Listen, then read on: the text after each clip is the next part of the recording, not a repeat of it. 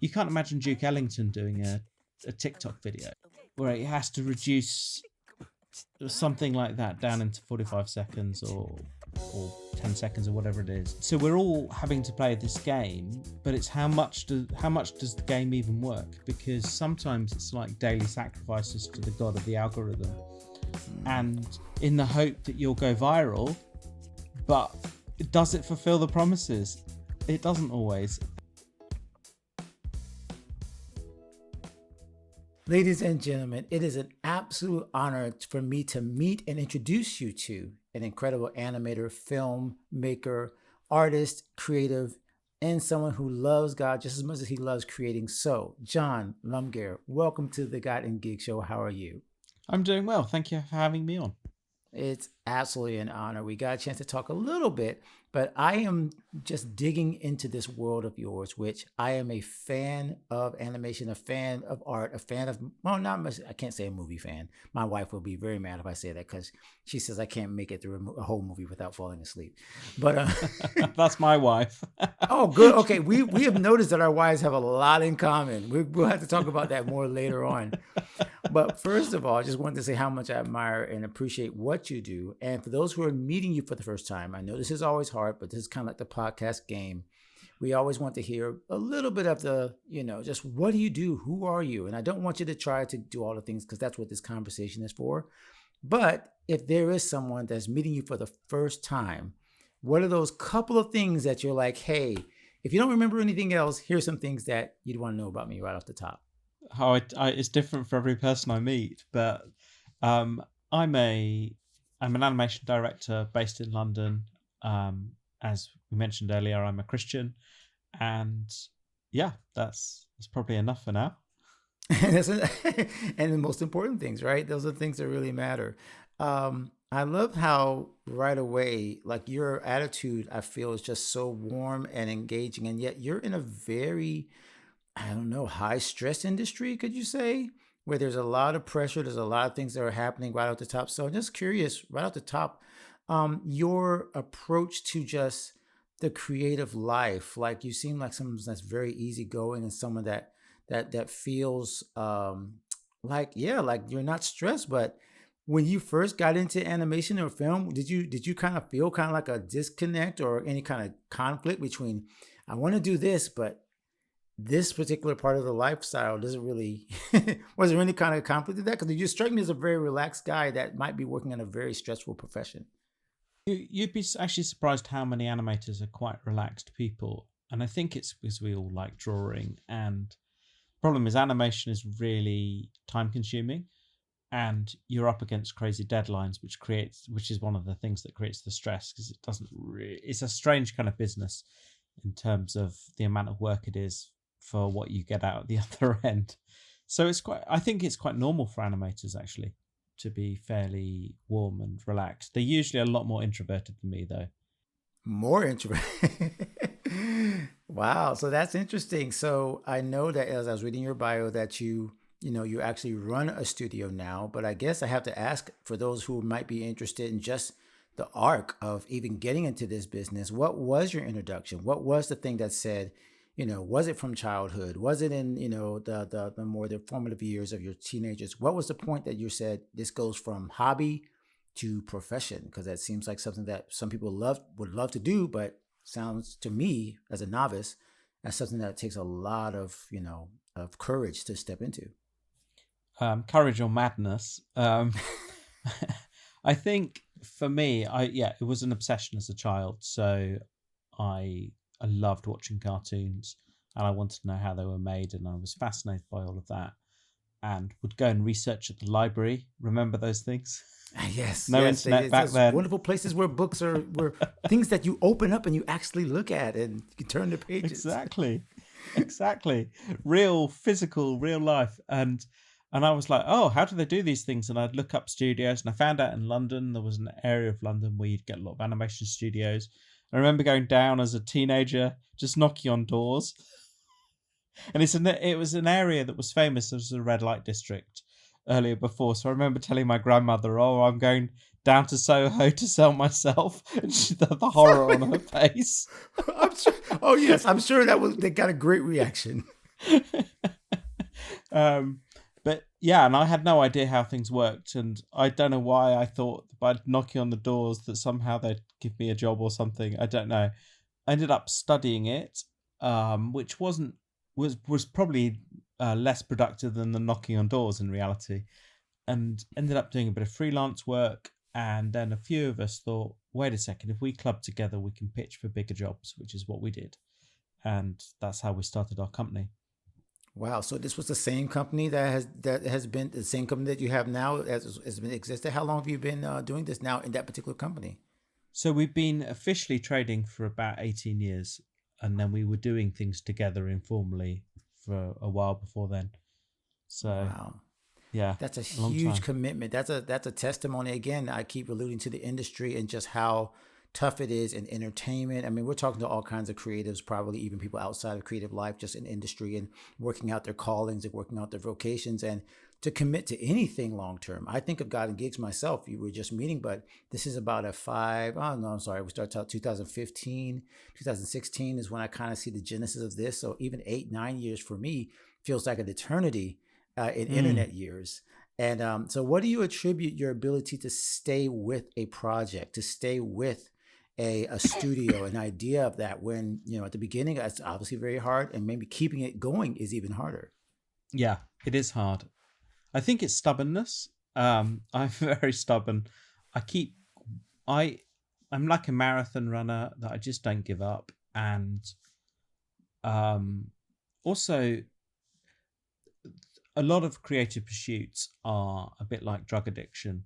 That it's like if you ever talk to an addict, they it's not very long before they're thinking about their next fix. And I think for a lot of creative people, and I'd include myself in that, that every time you're doing another job or you're working on something else, you're like, "Oh, I really want to be working on my project now." And I think that is partly what keeps going. I think some people don't have the temperament to just keep going at something where you're not earning a lot of money for much of the Right. time and just keep going. Um, so some of it's just down to natural temperament. Um, yeah. That's awesome, but I love the fact that you're very honest about, like, it's funny we've made allusions now to drugs and to other things. So we're not saying that you have to be either drugged or obsessed, but there is a little bit. I've called it actually what was the phrase I used? You have to have a little bit of delusion, just a little bit, A little bit, yes. a little bit just of that plausible delusion. I think it's a plausible delusion, just enough to make you stick with this. But I think we could actually turn this to a much more positive idea. Is Oh, the idea of faith, the idea of having faith in something you can't see, something that you don't necessarily know how it's going to turn out, but you know that God has put it inside of you. You understand that it's something that you're going to have to sow for, that you're going to have to stick with. So, what element has faith played in your mm. stick to itness, into your ability to say, hey, I'm an animator. This is something that will take time, that you, like you said, to be very painstaking to it, but you have the faith in seeing the end result. So, what role has that played in you building what you've built? I think I think there's lots of things. So there are psalms that I would go to, like Psalm 121, which might come back to later, where you know that God's got you, and I think that enables you to be more relaxed and know that God is actually in control of the universe.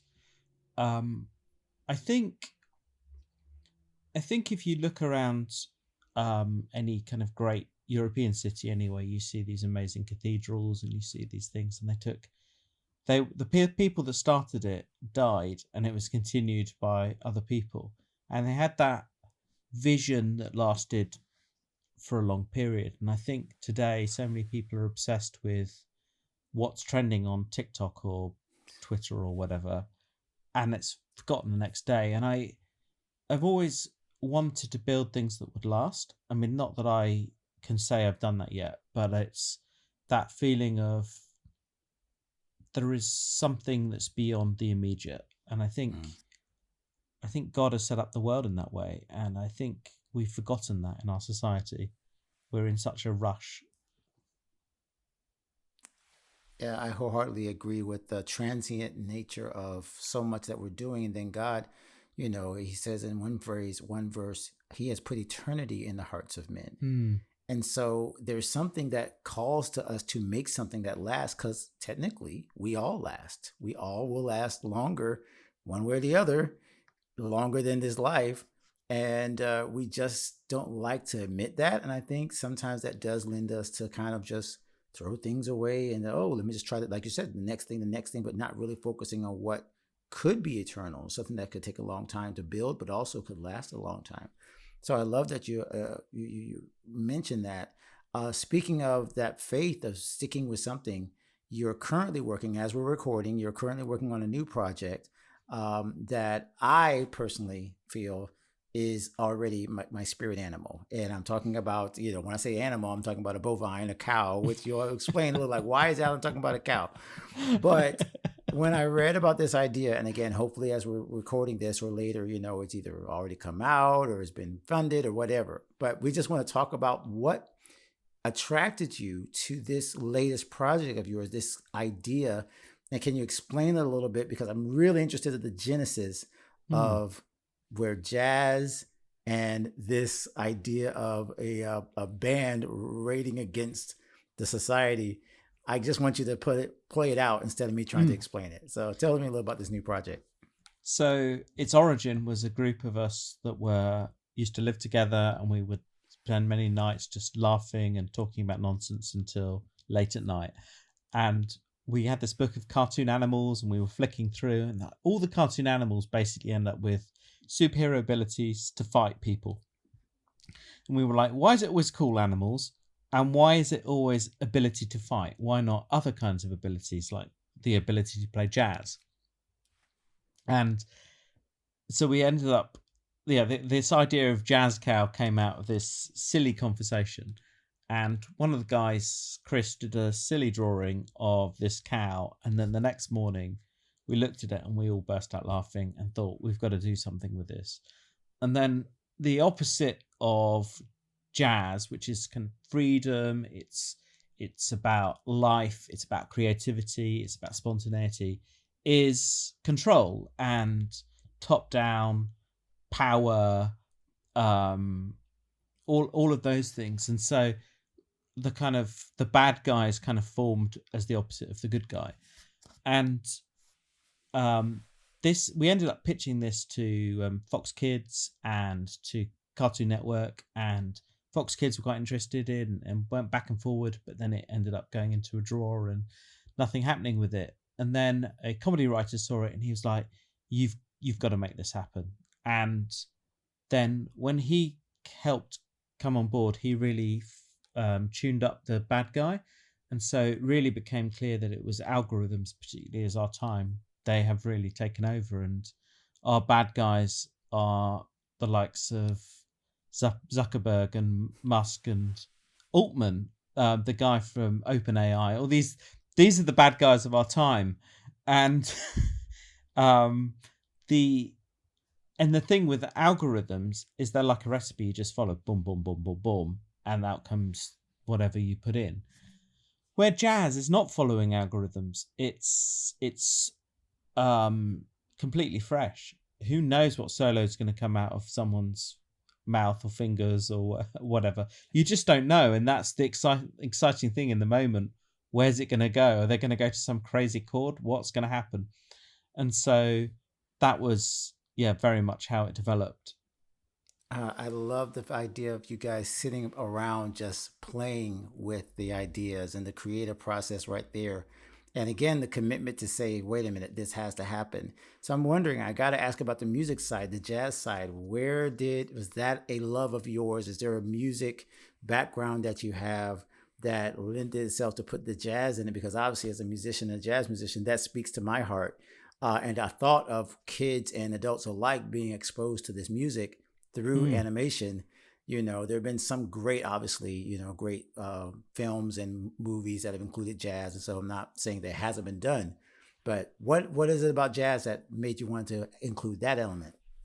So it's very hard to know exactly where the jazz thing came from, although it was close to my birthday when this happened. And my housemates had bought me Miles Davis's album In a Silent Way, which is an amazing album that everyone should listen to. so good. And so I was listening to that, and so that may have put jazz into the kind of subconscious of us. But I was massive jazz fan before that point, and I think my love of jazz is partly what kept this going. Um, and and so one of the things I wanted to do with the project is get good jazz people on board. I didn't want to just have um, someone that doesn't really play jazz doing it, because that would end up not being kind of part of the spirit of the thing. And what's exciting about doing it now is in the UK, the jazz scene has really picked up. It's become quite exciting, and I was at the Brick Lane Jazz Festival, and there were like thousands of people hearing um, this British contemporary jazz, and it's so varied. So you'd hear people that are quite straight ahead, and then people who are really experimental, people dealing with jazz and Afro beats, and all these different elements coming together. And it's I mean, it's a cliche to say melting pot, but that's kind of what is happening, and it's really exciting, and we've got some really great musicians on board, and so I feel really privileged. Um, yeah, we've got. I mean, I can name drop them. Robert Mitchell, who is incredible jazz musician. He got into Ted Joyer's History of Jazz, which is pretty impressive. Wow. Um, just a little side note, but to get into a history of jazz when you're alive is You're pretty still amazing. alive. Exactly. And he's done everything. He's currently like focusing on like one-handed piano playing, but left-handed piano playing. But he's played with Courtney Pine. He's toured all over the world. He's done so many different things in so many different eras of his life. We've got Dominic J. Marshall, who is more in the very contemporary scene at the moment, but he used to play for the Cinematic Orchestra, and a really impressive guy that plays this thing of being kind of very accessible yet experimental. He plays, he does that really, really well. um a Lay Full Stop, who's a rapper based in the north of England, and has a kind of really good jazzy rap sound. Um, and Heidi Vogel, and she also used to sing in the cinema. She used to be in the Cinematic Orchestra as a singer. Um, and I heard her last week doing Brazilian jazz. She does like they all do so many different things, and it just depends when you hear them what they're going to do. So it's an amazing team. I didn't want to jump in because I thought about, even when you were talking about like sticking with it, with this idea that about a love of music that you have, and yet it's not always easy to get other people to see your vision. I see the vision. I want to see this animation project come to life. But you've mentioned that you found some obstacles, as you mentioned, trying to pitch it to other studios, right? So, what is it that allows you to kind of stick with this particular project when people are saying no? And again, we're talking to people who have visions like you, people who have projects like you, and the money doesn't always flow in all the time. So, what is it about this specific project that is driving you? Is it the jazz? Is it the children, or the idea of people understanding the power of the algorithm and fighting against that personally? Is that a personal drive for you? Like, why do you want to see this particular project succeed? That's a really good question, because one of the questions I think everybody who's a creative person that's pursuing a project for a long time is they need to ask, is it just a self-indulgent thing that just they like, or has it got wider appeal? And I think one of the things that keeps me going is that people just say this needs to happen, or they say, um, oh yeah, this really resonates with me. And I got a voice message on from someone just a couple of days ago, a young guy who was like, oh, I was watching this is so deep, we need this, and he was like so excited. And so you get people, and it really resonates, and it's the themes are important. Like, I mean, it sounds, when you're talking about a comedy and satire and all of that, I don't want to be over the top with it. but we have got in the last few years an epidemic of young girls committing suicide because of social media, and that is induced by the algorithm giving them more and more of the same stuff. So it says, oh, you're 13, what about a bit of self-harm? Oh yeah, why not a bit more? And then they end up going down this spiral, and this is all caused by these big corporations who are they're evil. They are really evil, and they just don't really have much conscience about this. And so I guess underneath there's a bit of anger about the way a lot of these people are, but also there is a love for jazz, and I think we need to fight back, because this tech ruled world is not all it's cracked up to be, and actually the simple pleasures of face-to-face communication, playing music together, listening to music together, just enjoying life, we kind of need to grab. I mean, that's how we've been designed to be. We haven't been designed to be sat looking at a glowing box, whether it's that way up or that way up. We're designed to be in relationship with other people, and so a lot of that kind of, I guess, energizes me. So it's a combination of factors. But then there are days you think, oh, no one's backing the Kickstarter. Maybe it's all just words from people. Yeah, right. Like you're asking people to put their money where their mouth is, right? And I think that is so salient what you just mentioned about the fact that there has to be at least a little bit of almost like a I don't want to say it too like a holy indignation, like a kind of the Mm, world needs to be better. I'm thinking of a couple of quotes in my head that are like rattling around. I'm not going to repeat them right, but I think it was James Baldwin that said the artist is in a lover's war with mm, society. And it is like we know this world is amazing. We know God created it to be beautiful, and yet we see all this anger and frustration that you just mentioned as a huge point about the algorithm and what it does to society, what it does to our minds, what it's been doing to us for the last, what, maybe 10, 15 years this has even existed. And we're seeing that. And I love how jazz in this particular project and Jazz Cow is the antidote. Music, connection is the good guy fighting against it. And of course, again, that speaks to me, like you just said, it resonates as a musician, as someone that's creative. Maybe I do have a bigger purpose than just getting more likes. Because in a sense, we end up playing on the devil's playfield or battlefield, mm, trying to get likes and opportunity. And we all know, I think every artist feels that tension. Like, why am I trying to play this game on a place where basically my value is lowered mm, or the connection is lowered?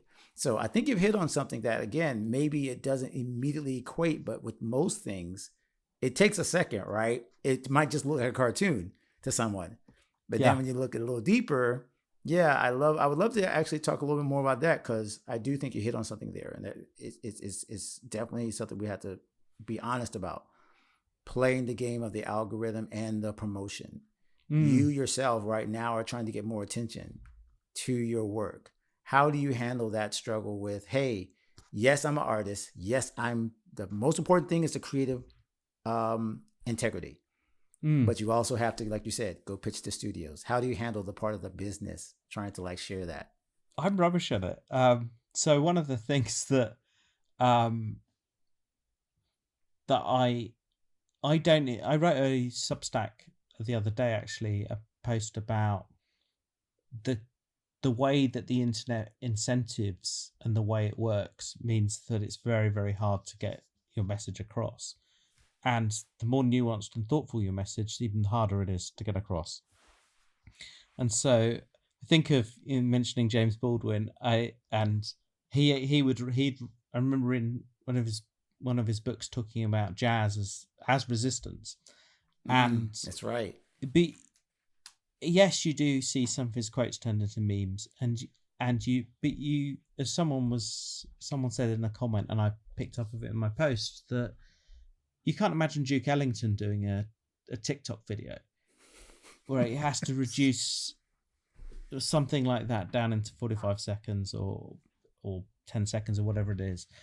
And so we're all having to play this game, but it's how much does the game even work? Because sometimes it's like daily sacrifices to the god of the algorithm, and in the hope that you'll go viral. But does it fulfill the promises? It doesn't always. And there are people that are very good at hacking it. Um, and so I don't want to disparage too much, but sometimes I wonder whether it's just a big Ponzi scheme. Because Mm. I just look at it and I'm like, it's very, very hard to get your word out. And then the ways to do it are undermining of the thing you want to do. And so I live in that tension, and I don't want to just blame the system when some of it is my lack of abilities with it. I don't want to say yes, it's just like act like some kind of victim, because I don't think that's helpful. But I do think it's harder for people who've got more thoughtful things to get cut through. Yeah, and I'm still stuck on that phrase of daily sacrifices, because that, again, I mean, we could go biblical all the way down the road of all the child sacrifices, all the other horrible things that the Old Testament talks about, but that's really what it was. They were making these sacrifices to a God that they thought was going to provide them protection and all these other things, and playing the system, and yet it was, in the end, destroying themselves. And I hate Mm. to think that artists are doing that. And the other thought that came in terms of scripture was what Paul talks about, which is, I have to be all things to all people that I might win some.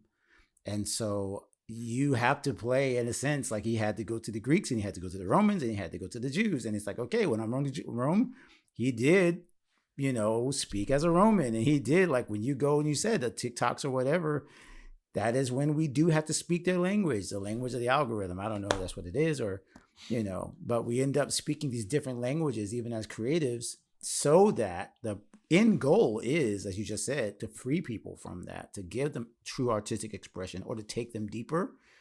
And yeah, I think I love the fact that it's always weird when I do a podcast episode and I realize it's not going to have an answer.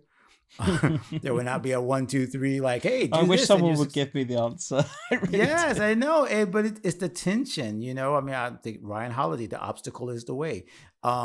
It's literally running into that moment where you realize, yes, me being able to navigate this tension between artist and entrepreneur, between promoter and authentic artist, is where we live. And so it's so important to me that your story, that of someone that has been successful. By the way, I do want you to take a little bit of a victory lap, because you have a huge body of work. Is there one particular project that you can think of to just remind you of when you saw it work for you, when you saw the sacrifice pay off? Like this one, we believe God's going to like bless you with as well, right? But can you just give us one other kind of mountaintop? Because we talked about where your struggle Mm. is. Is there one couple of those projects where you said, "Wow, this was an example of why it was all worth it"? Yeah, so um, I'd probably go to there's the best-selling children's Bible is a Bible called the Jesus Storybook Bible, and we did. They were going to do the whole Bible, and they did it internally, but we did one section, which was Jesus washing the disciples' feet, and the way that came together, the team, the just everything from the music to the visuals to the storytelling, all of that. It just feels such a polished piece, and and it's so faithful to the way that the style of the book, and it's been so well received. And I even today, even we did it years ago, even today I get messages, usually in the run up to Easter, because someone's discovered it and then they want to use it for something, um and then I usually get some messages saying, "Oh, this is really good, thank you," so that's great. Yeah, that'd probably be the thing I go to.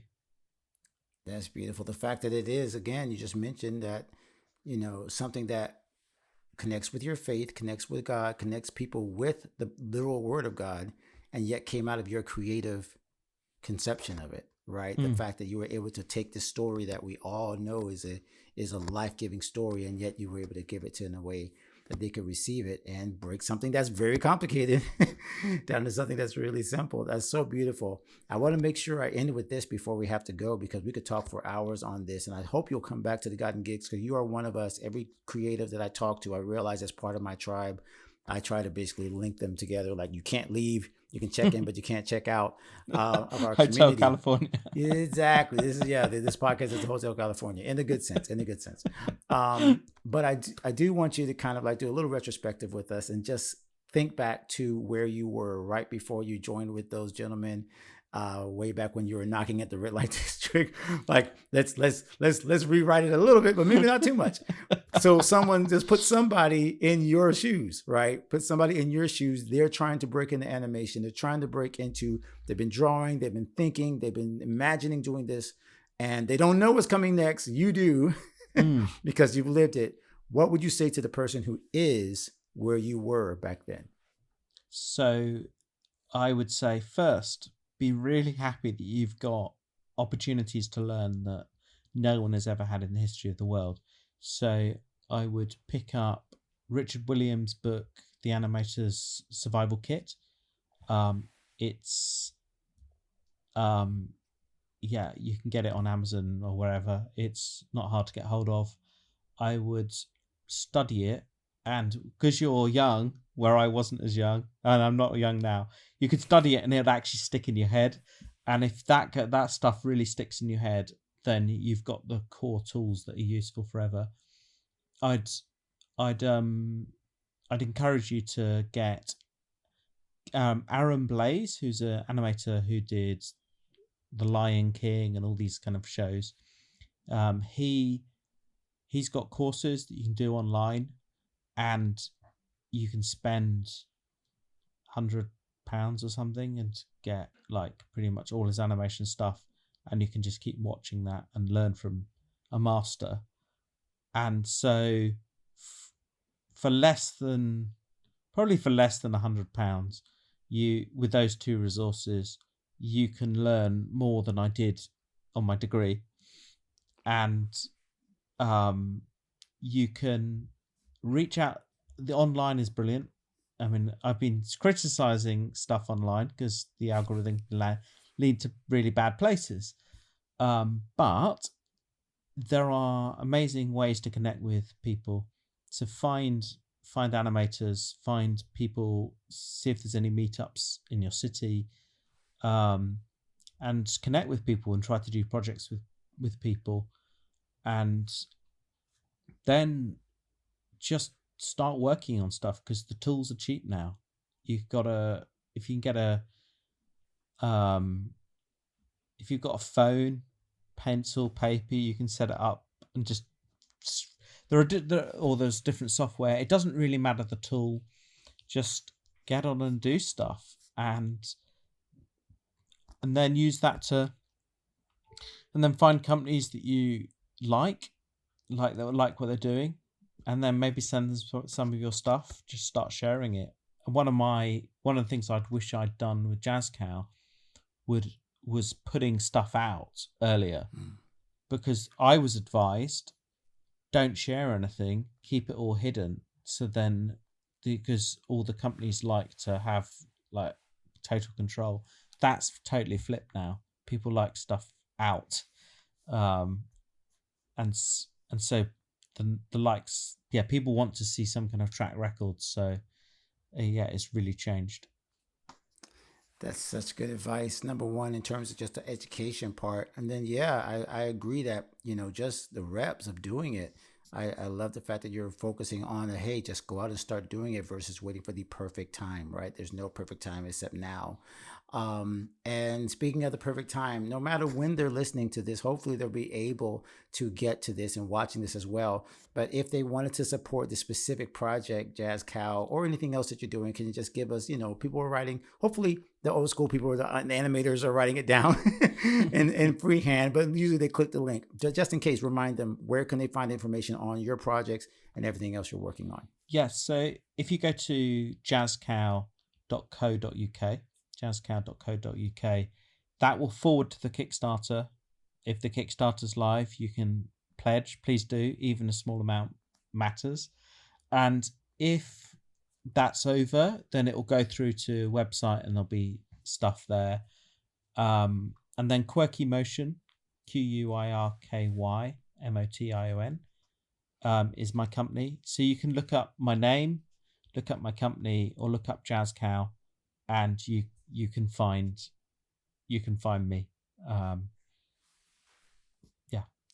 I love this so much. Again, John, you are an inspiration to me. I love, again, just your approach, your heartfelt sincerity is honestly what I think. Hopefully, everyone that's listening and watching is taking on, that you can fight against the army of the algorithm. You can be authentic. You can love what you do. You can have a long career doing it. You can stick with a project, stick with a company, and then you can see God bless you with even more influence. That's, I believe, what we're taking from this, and I'm so glad you're able to share with us. Thank you so much for being on the God and Gig Show with us. It was a pleasure. Thank you. My friend, thank you for watching this episode. If that blessed you, you got to make sure that you stay connected with this community and this channel so that you can get more where that came from. We're sharing great interviews, tactics, strategies, mindsets, lifestyle choices, everything that's going to help you become a totally confident creative. And don't miss an episode of the God and Gig Show. If you are staying connected to our channel, you'll be able to find us anytime we release new episodes. And you can check out some of our archives of almost 200 episodes now that we've shared over the last few years. Make sure you check out one of the suggestions right now, because it's probably perfect for you to continue to develop as a creative. And continue to stay connected with us, because we're here to help you become the creative that God created you to be. We'll see you in the next episode.